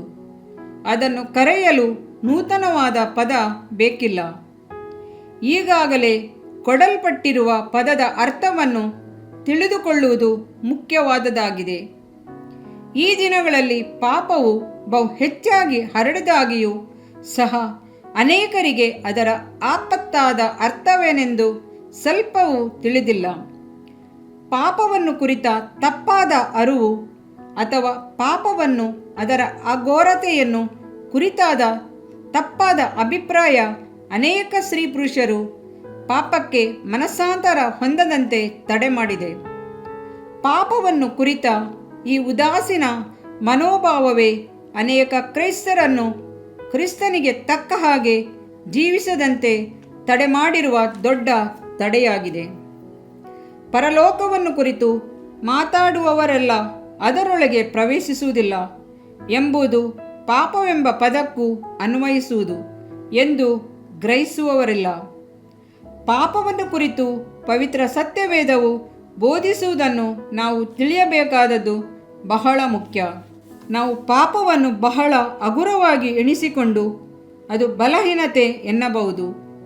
ಅದು ಒಂದು ದೊಡ್ಡ ಕಾರ್ಯವಲ್ಲ ಎಂದು ಸಹ ಹೇಳಬಹುದು. ಆದರೆ ಅದು ಬಹಳ ದುಃಖಕರವಾದದ್ದು ಎಂದು ಕರ್ತನು ಹೇಳುತ್ತಾನೆ. ಹೇಗೋ ಅದು ಸಂಭವಿಸಿಬಿಟ್ಟಿತು ಎಂದು ಹೇಳಿ ನಿರ್ಲಕ್ಷಿಸಬಹುದು. ಆದರೆ ಅದು ಅಸಹ್ಯವಾದದ್ದು ಎಂದು ಕರ್ತನು ಹೇಳುತ್ತಾನೆ. ಮಾನವನು ತನ್ನ ಪಾಪವನ್ನು ಕುರಿತು ಅನೇಕ ಕಾರಣಗಳನ್ನು ಹೇಳುತ್ತಾನೆ. ಆದರೆ ಪಾಪವನ್ನು ಮಾನವರು ಗ್ರಹಿಸುವಂತೆ ಮಾಡಿ ಅವರನ್ನು ರಕ್ಷಿಸಲು ಕರ್ತನು ಬಯಸುತ್ತಾನೆ. ಪಾಪವೆಂಬುದು ಮೋಜು ಮಾಡುವ ಒಂದು ಬೊಂಬೆ ಅಲ್ಲ. ನಾವು ಅದಕ್ಕೆ ಭಯಪಟ್ಟು ಓಡಬೇಕಾದ ಒಂದು ಕೃತ್ಯವೇ ಪಾಪ. ಹಾಗಿರುವಲ್ಲಿ ದೇವರ ದೃಷ್ಟಿಯಲ್ಲಿ ಪಾಪವೆಂಬುವುದು ಏನೆಂಬುದನ್ನು ಅರಿತುಕೊಳ್ಳುವವರಾಗೋಣ. ರಿಚರ್ಡ್ ಬಿಲ್ ಎಂಬ ಪಂಡಿತರು ಪಾಪವನ್ನು ವಿವರಿಸಲು 5 ವಿವರಣೆಗಳನ್ನು ಕೊಡುತ್ತಾರೆ. 1. ಪಾಪ ಎಂಬುದಕ್ಕೆ ಮೀರುವಿಕೆ ಎಂದು ವಿವರಣೆ, ಅಂದರೆ ದೇವರ ಧರ್ಮಶಾಸ್ತ್ರವನ್ನು ಮೀರುವುದು. 1 ಯೋಹಾನ 3:4. ಒಳ್ಳೆಯದಕ್ಕೂ ಕೆಡುಕಿಗೂ ಮಧ್ಯೆ ದೇವರು ಒಂದು ಎಲ್ಲೆಯನ್ನು ನಿಯಮಿಸಿದ್ದಾನೆ. ಆ ಎಲ್ಲೆಯನ್ನು ನಾವು ಮೀರುವಾಗಲೆಲ್ಲ ನಾವು ದೇವರ ಧರ್ಮಶಾಸ್ತ್ರವನ್ನು ಮೀರುತ್ತೇವೆ. ಕರ್ತನು ವಿಧಿಸಿದ 10 ಆಜ್ಞೆಗಳಿಗೆ ತಕ್ಕಂತೆ ನಾವು ನಡೆದುಕೊಳ್ಳದೆ ಹೋಗುವಾಗಲೂ, ಪರ್ವತ ಪ್ರಸಂಗದ ಉಪದೇಶಕ್ಕೆ ನಾವು ವಿಧೇಯವಾಗಿ ನಡೆದುಕೊಳ್ಳುವಾಗಲೂ ದೇವರ ಧರ್ಮಶಾಸ್ತ್ರವನ್ನು ಮೀರಿ ಪಾಪ ಮಾಡುವರಾಗುತ್ತೇವೆ. ನಾವೆಲ್ಲರೂ ತಪ್ಪಿಸ್ಥರು ಎಂಬುದನ್ನು ಯಾಕೋಬನು ಚೆನ್ನಾಗಿ ವಿವರಿಸುವುದನ್ನು ಯಾಕೋಬ 1ನೇ ಅಧ್ಯಾಯ 14-15ರಲ್ಲಿ ಪ್ರತಿಯೊಬ್ಬನು ತನ್ನಲ್ಲಿರುವ ಆಶಾಪಾಶದಿಂದ ಎಳೆಯಲ್ಪಟ್ಟು ಮರಳುಗೊಂಡವನಾಗಿ ಪ್ರೇರೇಪಿಸಲ್ಪಡುತ್ತಾನೆ. ಆಮೇಲೆ ಆಶೆಯು ಬಸುರಾಗಿ ಪಾಪವನ್ನು ಹೆರುತ್ತದೆ. ಪಾಪವು ತುಂಬ ಬೆಳೆದು ಮರಣವನ್ನು ಹಡೆಯುತ್ತದೆ ಎಂದು ನೋಡುತ್ತೇವೆ. ದೇವರ ಆಜ್ಞೆಗಳನ್ನು ನಾವೆಲ್ಲರೂ ಮೀರಿದ್ದೇವೆ. ಆತನ ನೀತಿ ನಿಯಮಗಳನ್ನು ನಾವು ಕೈಗೊಳ್ಳಲಿಲ್ಲ. ಆದ್ದರಿಂದ ನಾವೆಲ್ಲರೂ ಪಾಪಿಗಳೆಂದು ಕರೆಯಲ್ಪಡುವವರಾಗಿದ್ದೇವೆ. 2. ಅಕ್ರಮ ಎಂದು ಸತ್ಯವೇದವು ವರ್ಣಿಸುತ್ತದೆ. ಅಕ್ರಮವೆಂಬುದು ಮಾಡಬಾರದನ್ನು ಮಾಡುವುದೇ ಅಕ್ರಮ. ಒಂದು ನಿರ್ದಿಷ್ಟವಾದ ಕೃತ್ಯವನ್ನು ಮಾಡಬಾರದು ಎಂಬ ಅಪ್ಪಣೆ ಇದ್ದಾಗಿಯೂ ಸರಿಯಾದದನ್ನು ಮಾಡದೆ ಸರಿ ಇಲ್ಲದನ್ನು ಮಾಡುವುದೇ ಅಕ್ರಮವಾಗುತ್ತದೆ. ನಮ್ಮ ಮನಸ್ಸಿನ ಆಲೋಚನೆಯಲ್ಲಿ ಕೆಟ್ಟದು ಬರುವಾಗ ಅದು ಅಕ್ರಮವೆನಿಸುತ್ತದೆ. ಇಂಥ ಕೆಟ್ಟ ಕಾರ್ಯಗಳನ್ನು, ಅಕ್ರಮಗಳನ್ನು ದೇವರಿಗೂ ಮನುಷ್ಯರಿಗೂ ಮರೆಮಾಡಲು ಯತ್ನಿಸುತ್ತೇವೆ. ಇವು ಪರಿಸ್ಥಿತಿಯ ಒತ್ತಡದಿಂದ ಕೆಲವು ಸಮಯಗಳಲ್ಲಿ ನಾವು ಮಾಡುವಂಥ ಕೆಟ್ಟ ಕಾರ್ಯಗಳೆಲ್ಲ ನಮ್ಮಲ್ಲಿರುವ ಕೆಟ್ಟ ಸ್ವಭಾವದಿಂದ ಬರುವಂಥ ತಪ್ಪುಗಳೇ ಆಗಿವೆ. ಈ ವಿಧವಾದ ಕೆಟ್ಟ ಆಲೋಚನೆಗಳನ್ನು ಯೇಸು ಸ್ವಾಮಿ ಈ ರೀತಿ ವಿವರಿಸಿದ್ದಾನೆ. ಮನುಷ್ಯರ ಮನಸ್ಸಿನೊಳಗಿಂದ ಸೂಳೆಗಾರಿಕೆ, ಕಳ್ಳತನ, ಕೊಲೆ, ಆಧಾರ, ದ್ರವ್ಯಾಶೆ, ಕೆಡುಕುತನ, ಮೋಸ, ಬಂಡತನ, ಹೊಟ್ಟೆಕಿಚ್ಚು, ಬೈಗಳು, ಸೊಕ್ಕು, ಬುದ್ಧಿಗೇಡಿತನ ಇವೇ ಮೊದಲಾದವುಗಳ ಕೆಟ್ಟ ಆಲೋಚನೆಗಳು ಹೊರಡುತ್ತವೆ. ಈ ಕೆಟ್ಟ ವಿಷಯಗಳೆಲ್ಲ ಒಳಗಿನಿಂದ ಹೊರಟು ಮನುಷ್ಯನನ್ನು ಹೊಲೆ ಮಾಡುತ್ತವೆ. ಮಾರ್ಕನ ಸುವಾರ್ತೆ 7ನೇ ಅಧ್ಯಾಯ 21-23. 3. ಹೊಂದಬೇಕಾದದನ್ನು ಹೊಂದದಿರುವುದು, ಪಡೆಯಬೇಕಾದನ್ನು ಪಡೆಯದೆ ಎಂದು ಸತ್ಯವೇದವು ಹೇಳುತ್ತದೆ. ಯೇಸು ಕ್ರಿಸ್ತನನ್ನು ತಂದೆ ದೇವರು ಮಾನವನಿಗೆ ಕೊಟ್ಟನು. ಕ್ರಿಸ್ತನ ಪವಿತ್ರ ಜೀವಿತದಂಥ ಜೀವಿತವನ್ನು ನಾವು ಹೊಂದಬೇಕೆಂಬುದೇ ಆ ಉದ್ದೇಶ. ಪ್ರಪಂಚದವರು ಯಾವುದನ್ನು ಹೊಂದಬಹುದು ಎಂಬುದನ್ನು ತೋರಿಸಲು ಆತನು ಬಂದನು. ನಾವು ಆತನು ತೋರಿಸಿದ ಮಾದರಿಯನ್ನು ಹಿಂಬಾಲಿಸದೆ ತಪ್ಪಿ ನಡೆದು ಹೊಂದಬೇಕಾದ ದೈವಿಕತ್ವವನ್ನು ಹೊಂದದೆ ಹೋಗುತ್ತೇವೆ. 4. ಮಿತಿಮೀರಿ ನಡೆಯುವುದೇ ಪಾಪ, ಅಂದರೆ ದೇವರ ಚಿತ್ತಕ್ಕೆ ವಿರೋಧವಾಗಿ ಮಾನವನ ಚಿತ್ತವನ್ನು ನಡೆಸುವುದು. ದೇವರನ್ನು ಪ್ರೀತಿಸದೆ ಇರುವುದೇ ಮಾತ್ರವೇ ಪಾಪವೆಂದು ಎಣಿಸಬಾರದು. ಒಬ್ಬನು ದೇವಚಿತ್ತಕ್ಕೆ ಒಡಂಬಡದೆ ಅದಕ್ಕೆ ಪ್ರತಿಯಾಗಿ ತನಗೆ ಒಳ್ಳೆಯದಾಗಿ ಕಾಣುವುದನ್ನು ಆರಿಸಿಕೊಳ್ಳುವುದು ಪಾಪವಾಗಿದೆ. ಒಬ್ಬನು ತನ್ನ ಪೂರ್ಣ ಹೃದಯದಿಂದ ದೇವರನ್ನು ಆತುಕೊಳ್ಳದೆ ತನ್ನನ್ನು ತಾನೇ ಪ್ರೀತಿಸುವುದು ಪಾಪವೇ? ಕಳ್ಳತನ, ಕೊಲೆ ಮುಂತಾದ ಪಾತಕಗಳಂತೆ ನಾನು ಎಂಬ ಹಾಂಬವು, ಸ್ವಾರ್ಥವು ಪಾಪದ ಗುರುತುಗಳಾಗಿವೆ. ಇವು ಪಾಪದ ತಂತ್ರವಾದ ಅಳಿವನ್ನು ಉಂಟು ಮಾಡುವಂಥದ್ದಾಗಿದೆ. ಏಕೆಂದರೆ ಈ ರೂಪದಲ್ಲಿ ಅದು ಕಂಡುಬರುವಾಗ ಅದು ವಿಷವೆಂದು ಸುಲಭವಾಗಿ ಕಂಡುಬರುವುದಿಲ್ಲ. ತಮ್ಮದನ್ನೇ ಮುಖ್ಯವಾಗಿಟ್ಟುಕೊಂಡು ತಮ್ಮ ವ್ಯವಹಾರಗಳಲ್ಲೇ ಮುಳುಗಿರುವ ಇಂಥವರು ತಮ್ಮ ಹಕ್ಕನ್ನು ಕಾಯ್ದುಕೊಳ್ಳಲು ಮಾತ್ರವೇ ಹೋರಾಡುವರಾಗಿದ್ದರಿಂದ ಇವರು ಸಹ ಕುಡುಕರಂತೆ, ವ್ಯಭಿಚಾರಿಗಳಂತೆ ಪಾಪಿಗಳೇ ಆಗಿರುವರು. ಒಬ್ಬ ಮನುಷ್ಯನು ಲೋಕವನ್ನೆಲ್ಲ ಸಂಪಾದಿಸಿಕೊಂಡರೂ ಪ್ರಾಣ ನಷ್ಟಪಟ್ಟರೆ ಅವನಿಗೆ ಪ್ರಯೋಜನವೇನು? ಮಾರ್ಕನ ಸುವಾರ್ತೆ 8ನೇ ಅಧ್ಯಾಯ 36ನೇ ವಚನ ಎಂದು ಸ್ವಾಮಿ ಹೇಳಿದ್ದಾನೆ. ಒಬ್ಬ ಸರ್ವಾಧಿಕಾರಿಯು ಅರ್ಧ ಪ್ರಪಂಚವನ್ನೇ ಗೆದ್ದರೂ ಮುಯ್ತೀರಿಸುವ ಬಂದೂಕಿನ ಗುಂಡಿಗೂ ಕೊಲೆಗಾರರ ಕತ್ತಿಗೂ ಅವನು ಹೆದರಿ ನಡುಗುತ್ತಾ ಯಾವಾಗಲೂ ಭಯದಿಂದಲೇ ಜೀವಿಸಬೇಕಾಗಿದ್ದರೆ ಅವನಿಗೆ ಪ್ರಯೋಜನವೇನು? ಒಬ್ಬ ತಂದೆಯಾದವನು ತನ್ನ ಮಕ್ಕಳನ್ನು ಕಠಿಣವಾದ ಶಿಸ್ತಿನಿಂದ ಬೆಳೆಸಿದ ನಂತರ ಅವರಿಂದ ತಳ್ಳಲ್ಪಟ್ಟು ವೃದ್ಧಾಪದಲ್ಲಿ ಒಂಟಿಯಾಗಿ ಜೀವಿಸುವುದಾದರೆ ಅವನಿಗೆ ಪ್ರಯೋಜನವೇನು? ನಿಜಕ್ಕೂ ನಾನು ಎಂಬ ಅಹಂಭಾವ ಅಳಿವಿಗೆ ಕಾರಣವಾಗುವ ಪಾಪವಾಗಿದೆ. 5. ಅಪನಂಬಿಕೆಯು ಪಾಪವಾಗಿದೆ. ದೇವರು ಸತ್ಯಪರನೆಂದು ನಂಬದೆ ಅಪನಂಬಿಕೆಯನ್ನು ತೋರಿಸುವುದು ಪಾಪ. ದೇವರನ್ನು ನಂಬದವನು ಆತನನ್ನು ಸುಳ್ಳುಗಾರನನ್ನಾಗಿ ಮಾಡಿದ್ದಾನೆ. ಹೇಗೆಂದರೆ ದೇವರು ತನ್ನ ಮಗನ ವಿಷಯವಾಗಿ ಹೇಳಿರುವ ಸಾಕ್ಷಿಯಲ್ಲಿ ಅವನು ನಂಬಿಕೆ ಇಡಲಿಲ್ಲ. 1 ಯೋಹಾನ 5:10. ಅಪನಂಬಿಕೆಯು ಪರಲೋಕದ ಬಾಗಿಲನ್ನು ಮುಚ್ಚಿಹಾಕಿ ನರಕದ ಬಾಗಿಲನ್ನು ತೆರೆದಿಡುತ್ತದೆ. ಅಪನಂಬಿಕೆಯು ದೇವರ ಸತ್ಯವೇದವನ್ನು ತಳ್ಳಿಬಿಟ್ಟು ಕ್ರಿಸ್ತನನ್ನು ರಕ್ಷಕನನ್ನಾಗಿ ಅಂಗೀಕರಿಸಲು ವಿರೋಧಿಸುತ್ತದೆ. ಅಪನಂಬಿಕೆಯು ಕ್ರಿಸ್ತ ಯೇಸುವಿನ ಸುವಾರ್ತೆಗೆ ಕಿವಿಗೊಡದೆ ಕ್ರಿಸ್ತ ಯೇಸುವಿನ ಅದ್ಭುತಗಳನ್ನು ತಿರಸ್ಕರಿಸುತ್ತದೆ. ಪಾಪವು ಮರಣದಂಡೆಗೆ ಕಾರಣವಾಗುತ್ತದೆ. ಪಾಪದ ದಂಡನೆಯಿಂದ ತನ್ನನ್ನು ತಪ್ಪಿಸಿಕೊಳ್ಳುವುದಕ್ಕಾಗಿ ಮಲಿನತ್ವದಿಂದ ಕೂಡಿದಂಥ ತನ್ನ ಹೃದಯವನ್ನು ಶುದ್ಧೀಕರಿಸಿಕೊಳ್ಳುವಂಥ ಯೋಗ್ಯತೆಯುಳ್ಳ ಮನಸ್ಸನ್ನು ಯಾರೂ ಇಲ್ಲ. ಯಾವ ಮನುಷ್ಯನೇ ಆಗಲಿ ದೇವದೂತನೇ ಆಗಲಿ ಪಾಪವನ್ನು ನಿವೃತ್ತಿ ಮಾಡಲಾರರು. ಪಾಪ ಪರಿಹಾರವು ಕ್ರಿಸ್ತನಲ್ಲಿ ಮಾತ್ರವೇ ಉಂಟು. ಪಾಪಿಗಳಿಗೆ ನಿಶ್ಚಯವಾಗಿ ಉಂಟಾಗುವ ಅಳಿವಿನಿಂದ ರಕ್ಷಿಸಲು ಯೇಸು ಕ್ರಿಸ್ತನಿಗೆ ಮಾತ್ರವೇ ಸಾಧ್ಯ. ಪಾಪದ ಸಂಬಳ ಮರಣ. ರೋಮಾಪುರ 6ನೇ ಅಧ್ಯಾಯ 23 ವಚನ. ಪಾಪ ಮಾಡುವ ಆತ್ಮವೇ ಸಾಯುವುದು. ಯೆರೆಮೀಯ 18:4. ಯಾವನಾದರೂ ತನ್ನ ಸಹೋದರನ್ನು ಸಮಾಧಿಯಲ್ಲಿ ಸೇರದೆ ಶಾಶ್ವತವಾಗಿ ಬದುಕಿರುವುದಕ್ಕಾಗಿ ದೇವರಿಗೆ ಈಡನ್ನು ಕೊಟ್ಟು ಅವನ ಪ್ರಾಣವನ್ನು ಬಿಡಿಸಲಾರನು. ಕೀರ್ತನೆ 49:7-8. ಯೆಹೋವನ ರೌದ್ರದ ದಿನದಲ್ಲಿ ಅವರ ಬೆಳ್ಳಿ ಬಂಗಾರಗಳು ಕೂಡ ಅವರನ್ನು ರಕ್ಷಿಸಲಾರವು. ಮಾನವರು ಪಾಪದಿಂದ ಬಿಡುಗಡೆಯಾಗಿ ರಕ್ಷಣೆಯನ್ನು ಕಾಣಲು ಬರಡಾದ ತಲೆಬುರುಡೆಯ ಆಕಾರದಲ್ಲಿರುವ ಒಂದು ಗುಡ್ಡದ ತುದಿಗೆ ಬರಬೇಕು.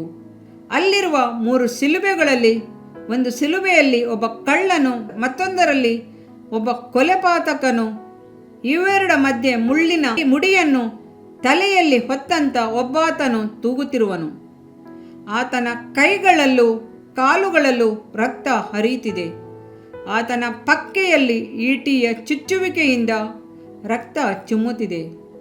ಆತನ ಹಣೆಯಿಂದ ಹನಿ ಹನಿಯಾಗಿ ರಕ್ತವು ಇಳಿದು ಕಣ್ಣುಗಳನ್ನು ಮುಚ್ಚುವಂತಿದೆ. ಆದರೆ ಇವೆಲ್ಲವನ್ನು ನೋಡುತ್ತಾ ನಿಂತವರಲ್ಲಿ ಕೆಲವರು ಹಾಸ್ಯದ ಕುಚೋದ್ಯದ ಮಾತುಗಳನ್ನಾಡುತ್ತಾ ಆತನನ್ನು ಇನ್ನೂ ನಿಂದಿಸುವವರಾಗಿಯೇ ಇದ್ದರು. ಈ ರೀತಿ ಅವಹೇಳನಕ್ಕೂ ನಿಂದೆಗೂ ಹಿಂಸೆಗೂ ಒಳಗಾಗಿ ಮರಣ ಯಾತನೆಯನ್ನು ಅನುಭವಿಸುತ್ತಿರುವ ಈತನು ಯಾರು? ಈತನೇ ದೇವರ ಮಗನು, ಸಮಾಧಾನದ ಪ್ರಭು. ಪಾಪ ತುಂಬಿದ ಈ ಭೂಮಿಗೆ ಪರಲೋಕ ರಾಜ್ಯವನ್ನು ಕಳಿಸಿಕೊಟ್ಟಂಥ ಪಾಪ ಪರಿಹಾರಕನಾದ ಯೇಸು ಕ್ರಿಸ್ತನು. ಈತನ ಮುಂಭಾಗದಲ್ಲಿಯೇ ದೇವದೂತರು ಅಡ್ಡಬಿದ್ದು ಆರಾಧಿಸಿ ತಮ್ಮ ಮುಖಗಳನ್ನು ಮುಚ್ಚಿಕೊಳ್ಳುವರು. ಈ ಅಘೋರ ಸ್ಥಳಕ್ಕೆ ಆತನನ್ನು ಬರಮಾಡಿದ್ದು ಯಾವುದು? ನಮಗೆ ಪ್ರೀತಿಯನ್ನು ತೋರಿಸಲು ಬಂದಂಥ ಈತನನ್ನು ಇಂಥ ಅಘೋರ ಹಿಂಸೆಗೆ ಒಳಪಡಿಸಿದವರು ಯಾರು? ನೀವು, ನಾನು ಇದಕ್ಕೆ ಕಾರಣ. ಏಕೆಂದರೆ ನಿಮ್ಮ ಪಾಪದ ನಿಮಿತ್ತವೂ ನನ್ನ ಪಾಪದ ನಿಮಿತ್ತವಾಗಿಯೇ ಯೇಸು ಸ್ವಾಮಿಯು ಶಿಲುಬೆಗೆ ಜಡಿಯಲ್ಪಟ್ಟನು. ಆ ಸಮಯದಲ್ಲಿ ಮಾನವ ಕುಲವು ಪಾಪದಲ್ಲಿ ಮುಳುಗಿತ್ತು. ಪಾಪದ ಅಘೋರ ದಂಡನೆಯನ್ನು ಮಾನವ ಕುಲವು ಅರಿಯದೆ ಇದ್ದದರ ನಿಮಿತ್ತ ಶಿಲುಬೆಯಲ್ಲಿ ತೂಗುತ್ತಿರುವ ಪಾಪ ಪರಿಹಾರಕನ ತ್ಯಾಗದ ಮರಣವನ್ನು ಅರಿಯದೆ ಹೋಯಿತು. ಆದರೆ ಈ ದೃಶ್ಯವನ್ನು ಕಾಣಲಾರದ ಸೂರ್ಯನು ಮೊಬ್ಬಾದನು. ಅಗೋ, ನನ್ನ ರಕ್ಷಕನು ಶಿಲುಬೆಯಲ್ಲಿ ತೂಗಿದನು, ಸುರಿಸಿದನು ತನ್ನ ಪವಿತ್ರ ರುಧಿರವನ್ನು, ತನ್ನ ಪ್ರಾಣವನ್ನು ಧಾರೆ ಎರೆದು ಮಡಿದನು, ನನ್ನಂಥ ಶುಲ್ಕ ಉಳುವಿಗಾಗಿ ಪ್ರಾಣ ಕೊಟ್ಟನು. ಪಾಪವೆಂಬುದು ಆ ಶಿಲುಬೆಯಲ್ಲಿ ತನ್ನನ್ನು ತಾನೇ ವಂಚಿಸಿಕೊಂಡಿತು. ಕ್ರಿಸ್ತನು ಶಿಲುಬೆಯಲ್ಲಿ ಹೊಂದಿದ ಮರಣವು ಮಾನವ ಕುಲದ ವಿಮೋಚನೆಗೆ ಕಾರಣವಾಯಿತು. ಮರಣದ ಕೊಂಡಿಯಾದ ಪಾಪವು ಮುರಿಯಲ್ಪಟ್ಟಿತು. ಅವಮಾನ, ಹಾಗೆ ಮುಂತಾದವುಗಳನ್ನು ಹೊರಗಿಡುವುದು ಪಾಪವೇ? ಕ್ಷಮೆ, ದಯೆ ಮುಂತಾದವುಗಳನ್ನು ಅನುಗ್ರಹಿಸುವುದು ದೇವಕೃಪೆಯೇ? ಕ್ರಿಸ್ತ ಯೇಸುವಿನಲ್ಲಿ ನಂಬಿಕೆ ಇಡುವವರು ದೇವ ಕುರಿಮರಿಯ ಶಿಲುಬೆಯ ಮರಣದ ಮೂಲಕ ಆ ಪಾಪವೇ ಶಿಲುಬೆಯಲ್ಲಿ ಜಡಿಯಲ್ಪಟ್ಟದ್ದನ್ನು ಕಾಣುತ್ತಾರೆ. ಆದ್ದರಿಂದಲೇ ಪೌಲನು ನಮ್ಮ ಮೇಲೆ ದೋಷಾರೋಪಣೆ ಮಾಡಿದಂಥ ಆಜ್ಞಾರೂಪವಾಗಿದ್ದಂಥ ಪತ್ರವನ್ನು ಕೆಡಿಸಿ ಅದನ್ನು ಶಿಲುಬೆಗೆ ಜಡಿದು ಇಲ್ಲದಂತಾಗ ಮಾಡಿದನು. ಕೊಲೋಸೆ 2:14 ಎಂದು ಬರೆಯುತ್ತಾನೆ. ಕ್ರಿಸ್ತನ ಮರಣವೇ ನಮ್ಮ ನಂಬಿಕೆಯ ಆಧಾರವಾಗಿದೆ, ನಮ್ಮ ಜಯದ ಭರವಸೆಯಾಗಿದೆ. ನಮ್ಮನ್ನು ಬಂಧನದಲ್ಲಿಡುವ ಪಾಪಗಳನ್ನು ಕ್ರಿಸ್ತ ಯೇಸು ತನ್ನ ಸ್ವಂತ ಶರೀರದಲ್ಲಿ ಮರದ ಮೇಲೆ ಹೊತ್ತು ತೀರಿಸಿದನು. ಶಿಲುಬೆಯ ಮೇಲೆ ಅವುಗಳನ್ನು ಜಯಿಸಲ್ಪಟ್ಟವುಗಳನ್ನಾಗಿ ಮೆರೆಸುತ್ತಾ ತೋರಿಸಿದನು. ಕೊಲೋಸೆ 2:15 ಆತನು ನಮಗಾಗಿ ಸತ್ತು ಪುನಃ ಜೀವದಿಂದ ಎದ್ದನು. ಈ ರೀತಿಯಾಗಿ ಆತನು ಮಾನವರಿಗೆ ದೇವರು ಮಾಡಿದ ವಾಗ್ದಾನಗಳೆಲ್ಲವೂ ಸತ್ಯವಾದದೆಂದು ನಿರೂಪಿಸಿದನು.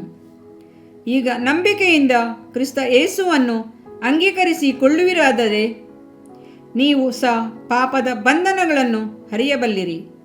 ಕ್ರಿಸ್ತ ಯೇಸುವಿನ ಪ್ರೀತಿಯಿಂದ ಮಾತ್ರವೇ ನಿಮ್ಮ ಆತ್ಮವು ಪಾಪದಿಂದ ತೊಳೆಯಲ್ಪಟ್ಟು ನರಕ ಯಾತನೆಯಿಂದ ರಕ್ಷಿಸಲ್ಪಟ್ಟಿದೆ ಎಂಬ ತಿಳುವಳಿಕೆಯನ್ನು ಹೊಂದಿ ರಕ್ಷಣೆಯ ಅನುಭವದಲ್ಲಿ ನಿಲ್ಲಿಸಬಹುದು.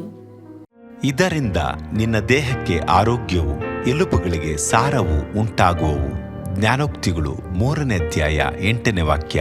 ಪ್ರಿಯ ವೀಕ್ಷಕರೇ ಮತ್ತು ಕರ್ತನಲ್ಲಿ ಸಹೋದರ ಸಹೋದರಿಯರೇ, ನೀವು ನಮ್ಮ ಈ ಕಾರ್ಯಕ್ರಮವನ್ನ ವೀಕ್ಷಿಸಿದ್ದಕ್ಕಾಗಿ ದೇವರ ನಾಮದಲ್ಲಿ ನಿಮಗೆ ವಂದನೆಗಳು. ದೇವರ ವಾಕ್ಯವು ನಮ್ಮ ಎಲುಬಿಗೆ ಬಲವೂ ಸಾರವೂ ಆಗಿದೆ ಎಂದು ಸತ್ಯವೇದವು ಹೇಳುವಂತೆ ಈ ಕಾರ್ಯಕ್ರಮವು ನಿಮಗೆ ಆಶೀರ್ವಾದಕರವಾಗಿದೆ ಎಂದು ನಂಬುತ್ತೇವೆ. ಪ್ರಿಯ ವೀಕ್ಷಕರೇ, ನಮ್ಮ ಈ ಸೇವೆಗಾಗಿ ಪ್ರಾರ್ಥಿಸಿರಿ ಮತ್ತು ಎಲ್ಲಾ ಕಾರ್ಯಕ್ರಮಗಳನ್ನ ಇತರರೊಂದಿಗೆ ಶೇರ್ ಮಾಡಿರಿ. ಅದೇ ರೀತಿಯಾಗಿ ನಮ್ಮ ಈ ಯೂಟ್ಯೂಬ್ ಚಾನೆಲ್ ಅನ್ನು ಸಬ್ಸ್ಕ್ರೈಬ್ ಮಾಡಿರಿ ಹಾಗೂ ಲೈಕ್ ಮಾಡಿ. ನಿಮ್ಮ ಅನಿಸಿಕೆಗಳನ್ನು ಕಮೆಂಟ್ ಬಾಕ್ಸ್ನಲ್ಲಿ ನಮಗೆ ತಿಳಿಯಪಡಿಸಿ. ನಮ್ಮ ಸಂಖ್ಯೆ 7022104605. ಈ ಸಂಖ್ಯೆಗೆ ಕರೆ ಮಾಡಿರಿ. ಒಬ್ಬ ಪಾಪಿಯ ಪ್ರಾರ್ಥನೆ. ಯೇಸುವನ್ನು ರಕ್ಷಕನಾಗಿ ಅಂಗೀಕರಿಸಲು ಮಾಡಬೇಕಾದ ಪ್ರಾರ್ಥನೆ. ಪ್ರಿಯ ಪರಲೋಕದ ತಂದೆಯೇ, ಯೇಸುವಿನ ಹೆಸರಿನಲ್ಲಿ ನಾನು ನಿನ್ನ ಬಳಿಗೆ ಬಂದಿದ್ದೇನೆ. ನನ್ನ ಬಳಿಗೆ ಬರುವವರನ್ನು ನಾನು ತಳ್ಳಿಬಿಡುವುದೇ ಇಲ್ಲ. ಯೋಹಾನ 6:37 ಎಂದು ನಿನ್ನ ವಾಕ್ಯ ಹೇಳುತ್ತದಲ್ಲ. ಆದ್ದರಿಂದ ನೀನು ನನ್ನನ್ನು ತಳ್ಳಿಬಿಡದೆ ನನ್ನನ್ನು ಸೇರಿಸಿಕೊಳ್ಳುವಿ ಎಂದು ನನಗೆ ಗೊತ್ತಿದೆ. ಆದ್ದರಿಂದ ನಾನು ನಿನಗೆ ಸ್ತೋತ್ರ ಮಾಡುತ್ತೇನೆ. ನೀನು ನಿನ್ನ ವಾಕ್ಯದಲ್ಲಿ ನೀನು ಯೇಸುವನ್ನೇ ಕರ್ತನೆಂದು ಬಾಯಿಂದ ಅರಿಕೆ ಮಾಡಿಕೊಂಡು ದೇವರು ಆತನನ್ನು ಸತ್ತವರೊಳಗಿಂದ ಎಬ್ಬಿಸಿದನೆಂದು ಹೃದಯದಿಂದ ನಂಬಿದರೆ ನಿನಗೆ ರಕ್ಷಣೆಯಾಗುವುದು ಎಂತಲೂ ಕರ್ತನ ನಾಮವನ್ನ ಹೇಳಿಕೊಳ್ಳುವವರೆಲ್ಲರಿಗೆ ರಕ್ಷಣೆಯಾಗುವುದೆಂತಲೂ ಬರೆದಿದೆ. ರೋಮ 10:9-13ನೇ ವಾಕ್ಯ. ಯೇಸು ಕ್ರಿಸ್ತನು ದೇವಕುಮಾರನೆಂದು ನನ್ನ ಹೃದಯದಲ್ಲಿ ನಂಬುತ್ತೇನೆ. ನನ್ನನ್ನು ನೀತಿವಂತನನ್ನಾಗಿ ಮಾಡುವುದಕ್ಕಾಗಿ ಆತನು ಸತ್ತವರೊಳಗಿಂದ ಎಬ್ಬಿಸಲ್ಪಟ್ಟನು ಎಂದು ನಂಬುತ್ತೇನೆ. ನಾನು ಆತನ ನಾಮವನ್ನ ಹೇಳಿಕೊಳ್ಳುತ್ತೇನೆ. ಯೇಸುವೇ, ನೀನೇ ಕರ್ತನು. ತಂದೆಯೇ, ನೀನು ನನ್ನನ್ನು ರಕ್ಷಿಸಿದಿ ಎಂದು ನಾನು ನಂಬುತ್ತೇನೆ. ನಿನ್ನ ವಾಕ್ಯವು ಹೇಳುತ್ತದೆ, ಮನುಷ್ಯನು ಹೃದಯದಿಂದ ನಂಬುವುದರ ಮೂಲಕ ನೀತಿಯು ದೊರಕುತ್ತದೆ, ಬಾಯಿಂದ ಅರಿಕೆ ಮಾಡುವುದರ ಮೂಲಕ ರಕ್ಷಣೆಯಾಗುತ್ತದೆ. ರೋಮ 10:10. ನಾನೀಗ ನನ್ನ ಹೃದಯದಲ್ಲಿ ನಂಬುತ್ತೇನೆ ಹಾಗೂ ಯೇಸುವೇ, ನನ್ನ ಕರ್ತನೆಂದು ಅರಿಕೆ ಮಾಡುತ್ತೇನೆ. ಆದುದರಿಂದ ನಾನೀಗ ರಕ್ಷಣೆ ಹೊಂದಿದ್ದೇನೆ. ಅಪ್ಪಾ ತಂದೆಯೇ, ನಿನಗೆ ಸ್ತೋತ್ರ. ಲೂಕನು ಬರೆದ ಸುವಾರ್ತೆ 11ನೇ ಅಧ್ಯಾಯದಲ್ಲಿ ಬರೆದಿರುವಂತೆ, ನಿಮ್ಮಲ್ಲಿ ತಂದೆಯಾದವನು ಮೀನನ್ನು ಕೇಳುವ ಮಗನಿಗೆ ಮೀನು ಕೊಡದೆ ಹಾವನ್ನು ಕೊಡುವನೆ? ಅಥವಾ ತತ್ತಿಯನ್ನು ಕೇಳಿದರೆ ಚೇಳನ್ನು ಕೊಡುವನೆ? ಹಾಗಾದರೆ ಕೆಟ್ಟವರಾದ ನೀವು ನಿಮ್ಮ ಮಕ್ಕಳಿಗೆ ಒಳ್ಳೆ ಪದಾರ್ಥಗಳನ್ನು ಕೊಡಬಲ್ಲವರಾದರೆ ಪರಲೋಕದಲ್ಲಿರುವ ನಿಮ್ಮ ತಂದೆಯು ತನ್ನನ್ನು ಬೇಡಿಕೊಳ್ಳುವವರಿಗೆ ಎಷ್ಟೋ ಹೆಚ್ಚಾಗಿ ಪವಿತ್ರಾತ್ಮ ವರವನ್ನ ಕೊಡುವವನಲ್ಲವೇ ಅಂದನು. ತಂದೆಯೇ, ನೀನು ಕೇಳಿಕೊಳ್ಳುವವರಿಗೆ ಪವಿತ್ರಾತ್ಮನ ವರವನ್ನು ಹೇರಳವಾಗಿ ಕೊಡುವಾತನಾಗಿದ್ದಿ. ಆದ್ದರಿಂದ ನನ್ನ ಮೇಲೆಯೂ ನಿನ್ನ ಆತ್ಮನನ್ನು ಸುರಿಸಬೇಕಾಗಿ ಬೇಡಿಕೊಳ್ಳುತ್ತೇನೆ. ಕೀರ್ತನೆ 81:10 ಬರೆದಿದೆ, ಅಗಲವಾಗಿ ಬಾಯಿದೆರೆಯಿರಿ, ಅದನ್ನು ತುಂಬಿಸುವೆನು. ಕರ್ತನೇ, ನನ್ನನ್ನು ಪವಿತ್ರಾತ್ಮನಿಂದ ತುಂಬಿದಂತ ನೀನು ನನ್ನನ್ನು ಅನ್ಯ ಭಾಷೆಯ ವರದಿಂದಲೂ ತುಂಬುವವನಾಗಿದ್ದಿ ಎಂದು ನಂಬುತ್ತೇನೆ. ಅದರಂತೆ ನಾನು ನನ್ನ ಬಾಯಿಯನ್ನು ತೆರೆದು ನಿನ್ನ ಸ್ತೋತ್ರ ಮಾಡುವಾಗ ಅನ್ಯ ಭಾಷೆಯ ಅಭಿಷೇಕದಿಂದ ನನ್ನನ್ನು ತುಂಬುವವನಾಗಿದ್ದಿ ಎಂದು ನಂಬುತ್ತೇನೆ. ಈಗ ನೀವು ನಿಮ್ಮ ಬಾಯಿಯನ್ನು ತೆರೆದು ಮಾತನಾಡುವಾಗ ಪವಿತ್ರಾತ್ಮನು ನಿಮ್ಮ ಬಾಯಿಯನ್ನು ತನ್ನ ಭಾಷೆಯಿಂದ ತುಂಬುವವನಾಗಿದ್ದಾನೆ. ಇದು ದೇವರ ಭಾಷೆಯಾಗಿದೆ. ಈ ಅಭಿಷೇಕವನ್ನ ಹೊಂದಿಕೊಳ್ಳಲು ನೀವು ನಿಮ್ಮ ಸ್ವರವನ್ನ ಉಪಯೋಗಿಸಬೇಕು. ಅದರಿಂದ ನೀವು ನಿಮ್ಮ ಬಾಯಿಯನ್ನು ತೆರೆದು ದೇವರಿಗೆ ಸ್ತೋತ್ರ ಮಾಡುವಾಗ ದೇವರು ನಿಮ್ಮನ್ನು ಅನ್ಯ ಭಾಷೆಯ ವರದಿಂದ ತುಂಬುವವನಾಗಿದ್ದಾನೆ. ಪ್ರಿಯರೇ, ಈಗ ನೀವು ಪವಿತ್ರಾತ್ಮನಿಂದ ತುಂಬಲ್ಪಟ್ಟ ಆತನ ಪ್ರಿಯ ಮಕ್ಕಳಾಗಿದ್ದೀರಿ. ದೇವರ ನಾಮಕ್ಕೆ ಸ್ತೋತ್ರವಾಗಲಿ.